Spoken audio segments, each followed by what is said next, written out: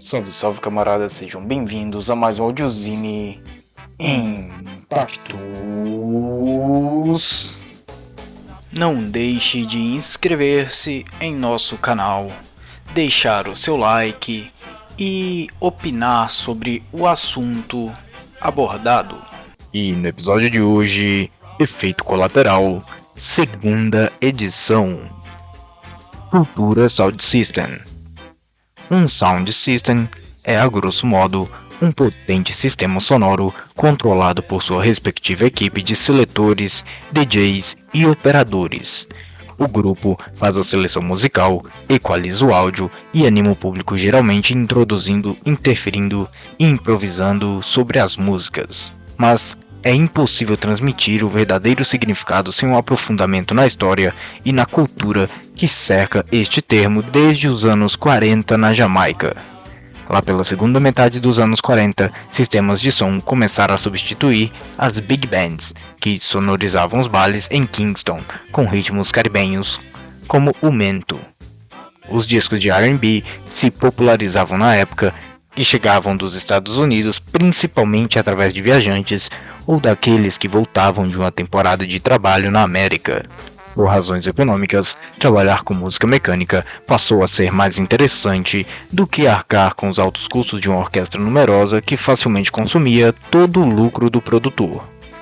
No começo, esses sistemas eram simples, constituídos basicamente por amplificador, toca-discos e pequenos falantes comercialmente disponíveis. Nos anos 50, foram tomando proporções maiores, como as de um armário, e podiam ser ouvidos nos quarteirões ao redor. Quanto maior o sistema, melhor. O produtor Bunny Striker Lee comenta que naquela época os sound systems eram como as rádios de hoje, pois nem todos na ilha tinham condições de adquirir um aparelho e era através dos sounds que os jamaicanos tinham acesso à música e, em muitos casos, acesso à informação. Esse formato de entretenimento se estabeleceu com nomes como Tom the Great Sebastian, Clement Coxton Dodd, Arthur Duck Riley, Vincent King Edwards, Cecil Prince Buster Campbell, entre outros não menos importantes. A rivalidade entre eles era tremenda e, para atrair seguidores, cada sound precisava de sons exclusivos. Criou-se assim uma enorme demanda por gravações obscuras no cenário americano. No final da década de 50, o rock and roll se popularizava nos Estados Unidos e o mesmo interesse não acontecia na Jamaica. A procura pelo R&B na ilha era crescente enquanto as produções americanas do gênero decaíam. Dessa forma, os donos dos sound systems se viram obrigados ou incentivados a produzir aquele som por conta própria. Foi impossível não acrescentar o tempero jamaicano ali. Dessa mistura acabou surgindo o ska, juntamente com os primeiros estúdios liderados por jamaicanos, Studio One e Treasure Isle. A partir daí, a produção musical jamaicana fervilhou e seguiu sua evolução natural, passando pelo rocksteady, reggae, dub em diante. Revolucionando o mercado, o clima de competição e a constante necessidade por novos hits fomentaram o surgimento de mais estúdios, artistas, produtores, selos, gravadoras e fábricas de discos, emplacando uma significativa virada cultural que alcançou repercussão e padrão internacional. Com a explosão de Bob Marley, o mundo passou a prestar mais atenção nesta pequena ilha caribenha. A influência da rica cultura aflorada ali ficou evidente na consolidação do rock pop britânico, do rap e da música eletrônica, além de estar presente ainda hoje nos quatro cantos do mundo. Da resistência contra a cultura cervejeira à cerveja punk.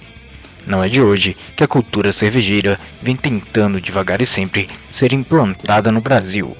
Nos últimos 10 anos, há uma crescente de cervejas de qualidade sendo produzidas no país, cada vez mais revistas, sites e redes sociais sobre o assunto se popularizando e uma certa quantidade de rótulos, tanto nacionais quanto importados. Com acesso relativamente fácil nos grandes supermercados, sem falar no seu número de lojas e pubs especializados e clubes bem-sucedidos. Além disso, a classe dos produtores artesanais vem se mostrando cada vez mais unida e a maioria dos estados brasileiros possui sua acerva, Associação de Home Brewers, os produtores caseiros de cerveja. Entretanto, não são poucos os obstáculos enfrentados diariamente por todos que lutam pela popularização da cerveja de verdade no país. O principal é a resistência cultural. Graças ao clima subtropical, historicamente foi se estabelecendo o consenso de que cerveja deve ser refrescante. O problema é que o conceito de refrescante implantado pelas grandes cervejarias é o de uma bebida cujos maltes não passam da metade dos cereais usados e com pouquíssima quantidade de lúpulo, planta cuja flor é responsável pelo amargor e pelo aroma da cerveja, além de funcionar como conservante natural. Dessa forma, as receitas resultam em um líquido sem corpo, de teor alcoólico baixo, inodoro, praticamente insípido e quase sempre no mesmo tom de amarelo, beirando transparente. Por ser uma bebida aguada e fraca, além de diurética, o consumidor dificilmente se satisfaz com 2 ou 3 garrafas, o que leva ao consumo excessivo. Como o bebedor da loira gelada está muitas vezes há décadas acostumado com esse tipo de bebida, acaba não dando chance ao paladar e não aceitando uma cerveja mais encorpada, mais alcoólica e com um amargor mais intenso. Outro empecilho enorme é o preço. O alto custo dos insumos e equipamentos, que até há pouco tinham que ser importados, a falta de incentivo dos governos estaduais, que cobram do produtor artesanal o mesmo imposto das gigantes, e a incoerência nas exigências dos ministérios da agricultura de cada estado para regularizar a produção caseira, que às vezes beiram o absurdo, tornam o investimento do braçador de menor escala extremamente expensivo. Junta-se a isso o jogo sujo das multinacionais, que além de terem os impostos diluídos entre os milhões de litros produzidos mensalmente, barateiam ainda mais o custo utilizando ingredientes de qualidade inferior, como milho e arroz, o que faz com que em muitos países a cerveja popular brasileira seja chamada de bebida tipo cerveja. Assim, o lucro baixo do microcervejeiro torna mais difícil produzir em maior quantidade e a quantidade limitada de produção impossibilita um lucro maior, formando um ciclo que prejudica as cervejarias de qualidade e beneficia cada vez mais o cartel das gigantes. O cartel das gigantes.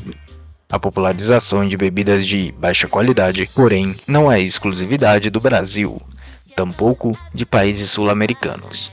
A Bélgica, cujas cervejas produzidas por monges trapistas e de abadia possuem algumas das receitas mais elaboradas e complexas do mundo, tem como rótulo mais exportado a Stella Artois, uma Standard American Lager que sequer merece ser chamada de Pilsen. Se você tem curtido o nosso conteúdo, se você tem gostado do conteúdo apresentado, inscreva-se em nosso canal, deixe o seu like e ative o sininho.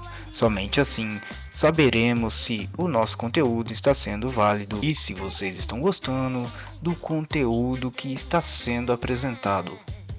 Os próprios Estados Unidos, onde há uma recente revolução cervejeira em que, por não terem compromisso em seguir alguma das 3 grandes escolas, inglesa, alemã ou belga, produzem atualmente, na opinião deste que vos escreve, que fique claro, os melhores rótulos do mundo, têm bebidas de qualidade duvidosa como referência popular. Lá onde foi inventado o lixo da cerveja light, o termo utilizado para designar bebidas que não são produzidas com puro malte é ainda mais pejorativo. Dishwasher, água de lavar louça, numa tradução livre, podendo também ser utilizado para se referir a detergente. Todavia, tanto na América do Norte quanto na Europa, há um estímulo do governo para que o craft beer, o microcervejeiro, tenha seu espaço. Nos Estados Unidos, para que não haja oligopólio parecido com o que há por aqui, o cervejeiro que produzir até uma quantidade específica de milhares de litros por ano paga um imposto bastante reduzido. Isso leva os rótulos das cervejarias de verdade a beirarem os 30% das vendas na terra onde se chama hambúrguer de churrasco e futebol de soccer. Aqui no Brasil, embora tenhamos culturas locais variadas e bastante ricas, é comum quando dizem absorvermos culturas de outros países, adaptarmos a nossa realidade, para não dizer distorcermos, principalmente quando se trata de subculturas, como aconteceu com o punk e o skinhead. Pois na Inglaterra, terra onde há séculos surgiram os pubs, grosso modo, a grosso modo, bares somente com ambientes internos, pois na Europa, além de ser proibido beber na calçada, na maioria dos países, o frio torna o ato deveras desinteressante.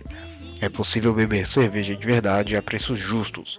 Não por coincidência, muitos pubs europeus são até hoje frequentados principalmente por hooligans, mods, punks e skins, entre seguidores de outras contraculturas. Por estas bandas, contudo, desde que começou a se falar em pubs, lá pelo fim da década retrasada, ainda antes de se vender uma maior variedade de cervejas importadas no país, tais estabelecimentos sempre tiveram como público-alvo a alta sociedade. Aqui, não apenas não se vêem bêbados abraçados cantando músicas de seus times, como tanto eles quanto qualquer um usando visual de punk, de skin ou de qualquer outra subcultura considerada agressiva, já é mal visto na entrada do recinto. Se estiverem em mais de 3, então provavelmente sequer poderão entrar. É mais comum nos pubs brasileiros ver a playboyzada interessada apenas em fazer um check-in no Foursquare e postar foto no Instagram do que gente realmente a fim de beber cerveja de qualidade e conversar sobre assuntos relacionados à cultura cervejeira. Isso dificulta ainda mais a popularização da cultura no Brasil. Com o pub da cervejaria Brewdog em São Paulo, a situação não é muito diferente. A maior parte do público é composta pela elite da cidade e por turistas. Já a história da Brewdog, porém, não tem absolutamente qualquer traço de elitismo. Fundada em 2007 na cidade escocesa de Fraserburgh pelos amigos James Watt e Martin Dick, a empresa desde o início teve como objetivo fazer cervejas mais extremas. No rótulo da 5am Senti, por exemplo, uma ótima Amber Ale, há a frase: "A cena da cerveja comercial está doente, nós somos a cura". Já o slogan da Punk IPA, principal rótulo da cervejaria, é simplesmente Beer for Punks, já que é uma cerveja punk feita por punks e para punks. Nada mais justo do que utilizar o sarcasmo para criticar um problema social combatido pelo punk desde a contracultura passou a ter alguns ideais. E contraculturas não são movimentos politizados, e o punk em sua origem absolutamente nada tinha a ver com anarquismo.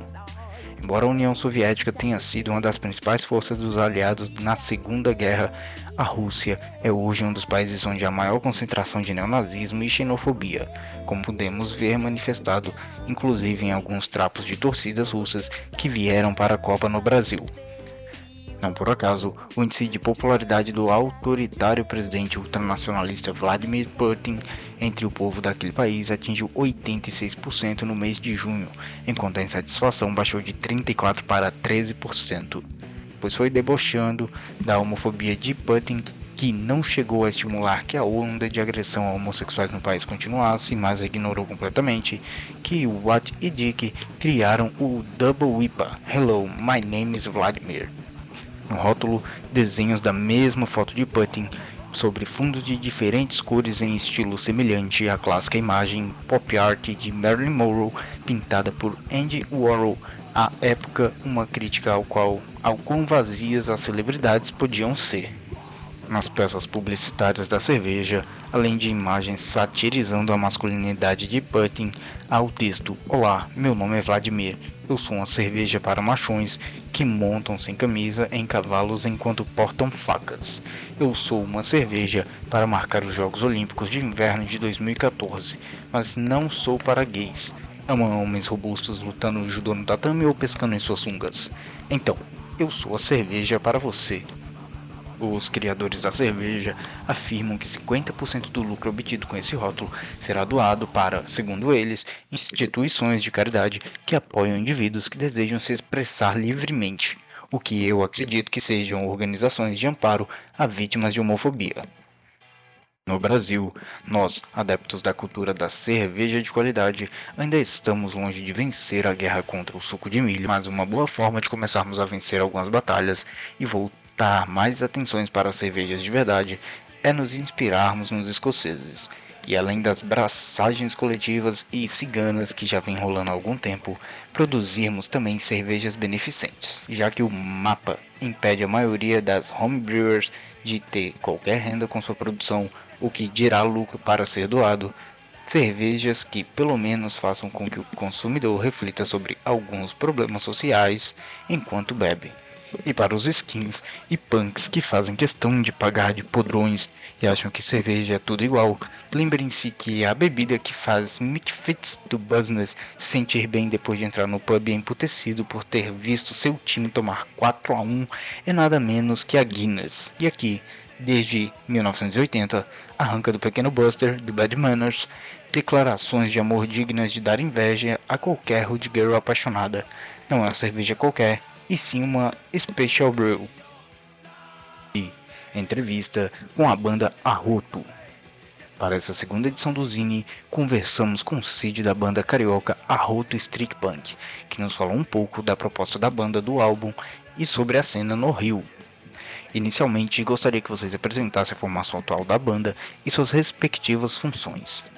Cid no vocal, Pedro na guitarra base, Eric na guitarra solo, Renata no baixo e Rafael na batera. De forma sucinta, conte como surgiu a banda e o porquê do nome Arroto. Era para ser peido, mas subiu e virou Arroto.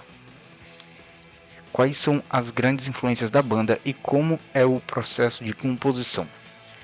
A banda adota uma linha de som da velha escola do street punk americano, mas também é notória a presença de outros estilos como hardcore e psychobilly. Cara, é tudo bem livre mesmo. Eu e o Pedro costumamos escrever as letras e cada integrante da banda traz suas influências. Com certeza, não temos limitações quanto a gênero musical. Ouvimos um monte de coisa: punk rock, 77, UK82, street punk, hardcore, oi, ska, reggae, rocksteady, psychobilly, e não devemos nada a ninguém, então escrevemos sobre o que nos incomoda, nossa diversão, nosso dia a dia de trabalho e um pouco de cada coisa. O Rio de Janeiro é uma cidade onde as culturas punk e skinhead são muito presentes nas ruas. Como é a convivência da banda com este público? Existe alguma tentativa de boicote dos anarcos pelo fato de a banda ser street punk? Cara, eu acho esse boicote uma burrice tamanha que prefiro nem perder meu tempo para ficar falando sobre gente que não contribui para a cena. Nós desde sempre escutamos oi, street punk e demais subgêneros. Eu mesmo ouço street punk, mas não sou amarradaço em Subhumans, Conflict, entre outras bandas anarcopunks. Mas sou amarradaço em Subhumans, Conflict, entre outras bandas anarcopunks. Esse negócio de ganguismo só existe aqui no Brasil, onde as subculturas sempre foram uma zona do cacete. Vejo aqui no Rio e em outras cidades, antifascismo é às vezes uma desculpa para bater no coleguinha que ouve Shun 69, Cockney Rejects e raspa a cabeça. Acho uma grande babaquice porque são esses caras que param show lá na gringa para expulsar nazifascista do recinto. Convenhamos, não quer se unir? Beleza. Mas vamos pelo menos respeitar a luta do próximo, que está mais perto da sua do que você imagina. Cada um escolhe o modo de vida que quiser. Agora, ditar regras de como o punk deve ser, levantar bandeiras sectárias, ser anti isso ou anti aquilo, sinceramente, acho uma grande falta do que fazer e não representa a cena de porra nenhuma. Como vocês enxergam a cena punk e a cena skinhead no Brasil? Vocês acreditam na possibilidade de um convívio em harmonia entre eles, como acontece na Europa e Estados Unidos? Cara, temos alguns micro-organismos onde isso aconteceu no Brasil. O Rio de Janeiro é um exemplo disso. Quando o Arroto surgiu em 2001, ninguém falava muito em street punk, a não ser para crucificar. Conforme fomos fazendo shows dos mais diversos pontos do Rio, a gente foi surgindo e aprendendo que nem todo skinhead é nazi fascista, e uma molecada foi surgindo. Mas gente estúpida tem em qualquer meio, isso não tem como evitar. Mas o grande mal do Brasil é o ganguismo e os nazifascistas, essa zona do caralho, por assim dizer. Recentemente foi lançado o segundo álbum da banda, com o nome de Nova Ordem Mundial. Como surgiu esse nome? Isso é uma parada particular minha. Desde sempre me questionei como as coisas são postas e de um tempo pra cá, com as crises financeiras mundiais, o domínio dos bancos e todas as guerras subsequentes, resolvi escrever a letra e que deu nome ao álbum. Vivemos dominados por bancos, corporações e instituições privadas desde o momento que nascemos, e não acho que os políticos e poderosos do mundo todo sejam santos, tampouco se exumam de alguma culpa dentro dessa farsa que o sistema financeiro é. Pelo contrário, participam dessas decisões ativamente. O sistema financeiro, ou seja, a nova ordem mundial, fabrica miséria, enquanto poucos concentram a riqueza nas próprias mãos. Vocês possuem outros projetos além do Arroto? O Pedro toca no Honor Ferox e o Rafael toca com o Brinos 74. Gostaria de agradecer a disponibilidade de vocês e deixo aqui aberto para vocês mandarem um recado para os leitores do Zine e dizer onde pode ser encontrado o merchan da banda. Bebam cerveja até cair. Manda e-mail para o pedrohtatu@gmail.com.